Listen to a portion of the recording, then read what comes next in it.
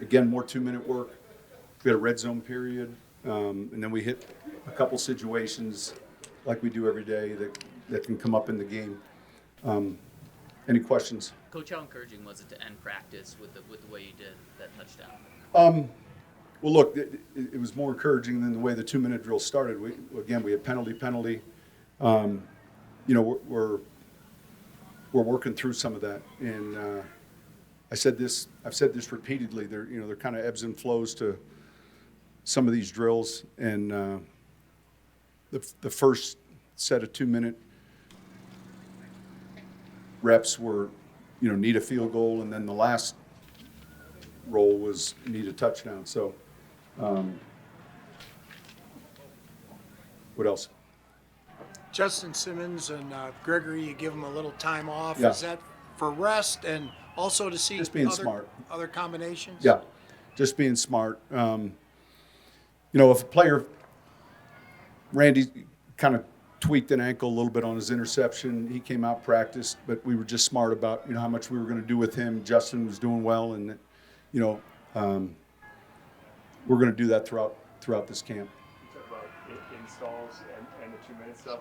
Do you expect then a learning curve or is that not necessarily new to them? No, I think there is, because it's a separate segment of plays. I want them, more than just learning the plays, to learn and understand the situations that arise in 2-minute. Every half ends in a 2-minute, right, for the most part. And then more often than not, the games do. But the circumstances with each 2-minute, it can be 100, At the end of the half,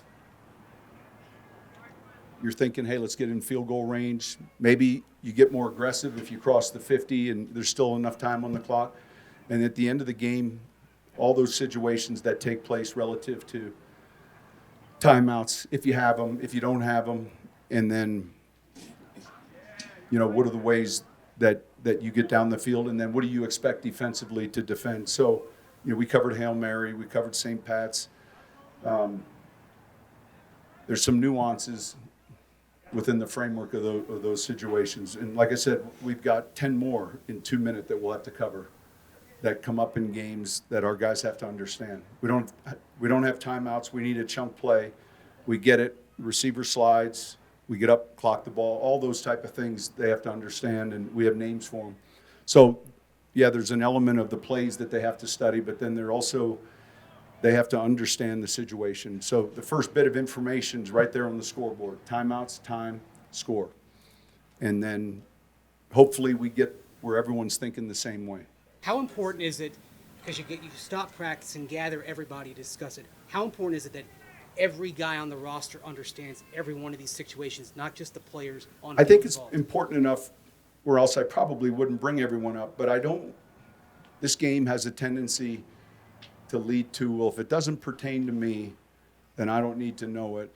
And there's certain things that I think pertain to most everyone, and those are the ones that we're discussing as a group. And I want, in a perfect world, the sideline to be thinking exactly how I'm thinking when these things arise. Players this is what and I'm looking at them smiling like, you got it. And that's being a smart football team.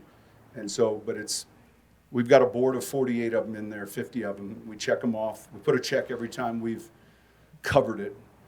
And hopefully by the start of the regular season, we've hit these things 2 or 3 times. We'll have a half an hour where we'll just cover it. We have a video library of these situations that we can actually show them. This is what happened. This is why. This is the mistake made, or maybe this is what was done well. But there's so many of those things that can come up in a game that I think you have to individually address them. And then sometimes it may just be for the kicking team, and the O-line doesn't need to know it. And so we'll handle it in special teams. Do you test guys on this stuff, or is it just based on... The test would be when we come out here, and I tell the coaches the last half hour will be inside probably, 2 weeks from now, where I just call out the situation and I want to see the behavior. And there's no tip sheet. It's not on a script. When something pops up that you haven't covered in a game, are you saying, hey, this is kind of like it comes up. If it comes up every year, there's something that arises that like we got to put that on our, maybe, yeah, occasionally something will come up and I'm like, nah, we didn't think of that, and we'll put it in our situation. Yeah. Game Go week. ahead. What you can use, do you use in that situation, hey, this is a mix of this and that, or how do you address it? Well, it's usually one thing that we're discussing, and I don't need a picture of the Broncos, actually. I mean, last night we saw 8 different teams in these situations. We saw a tight punt, not a lot of time left with an 11-man rush. We saw take a safety by a punt team. We saw a sideline straddle. We saw offense half-yard line coming out with 4 seconds left in the game, and I don't want to punt it, run a quarterback sneak push. We saw 6 seconds left in the half where we throw it out of bounds on 4th down rather than punt it. So we give them names and we repeat them. And then, look, the hard thing is some of them might come up, once every 3 or 4 years.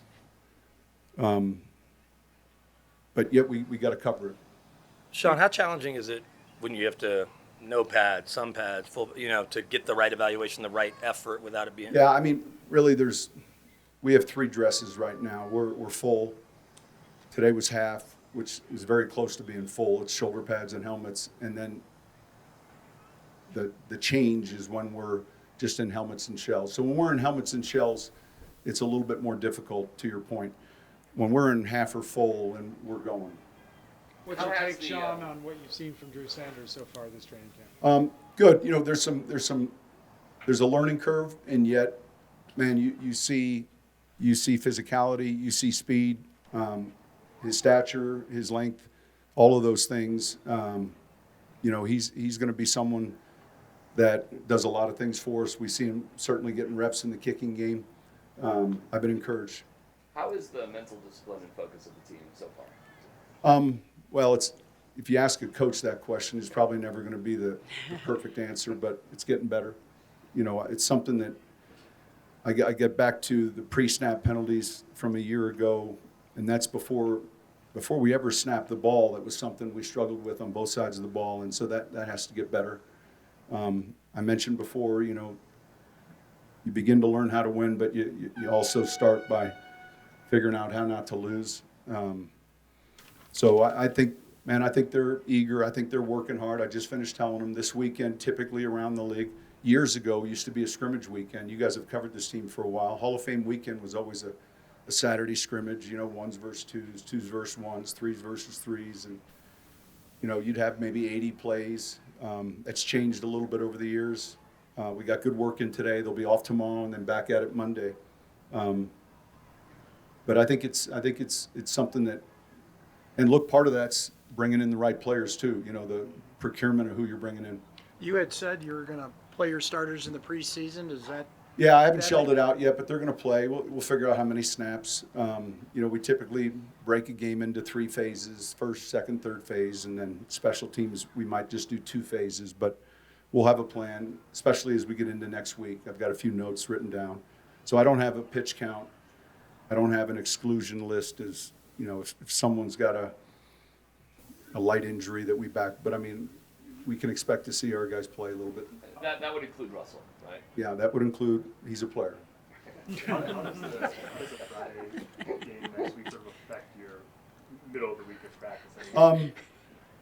Well, look, Monday, Tuesday, Wednesday will be kind of Broncos practice. Thursday will be the Cardinals emphasis. We'll travel Thursday night, walk through Friday, and then play Friday night, come home. So in the regular season, the whole week would be obviously devoted to the game. In the preseason, you're still putting in stuff, and so we don't have that.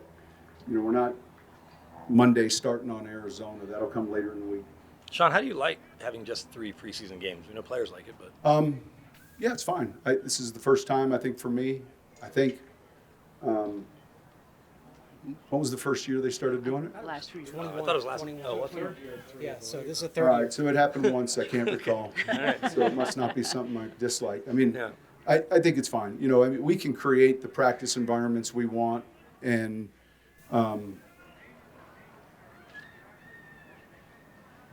so it's It's fine. Yeah.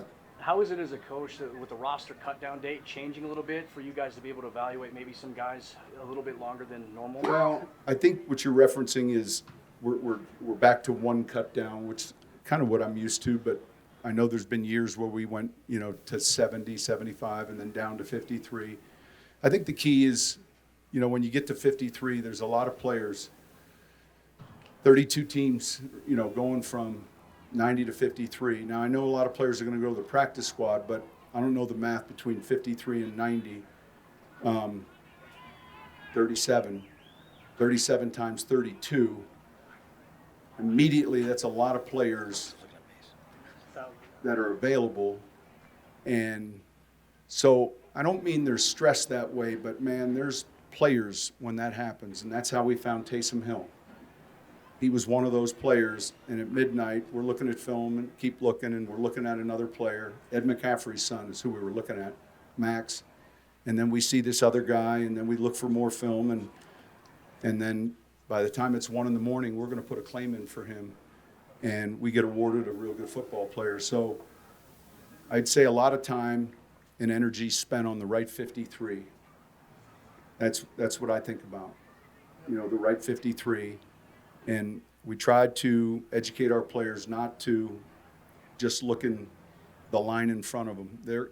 If you're a receiver, you're competing against the other 31 teams' depth at receiver as well, and that's important. It's hard for them to understand that. Frank Clark, No update. will he practice Monday? Yeah, I think so. Yeah.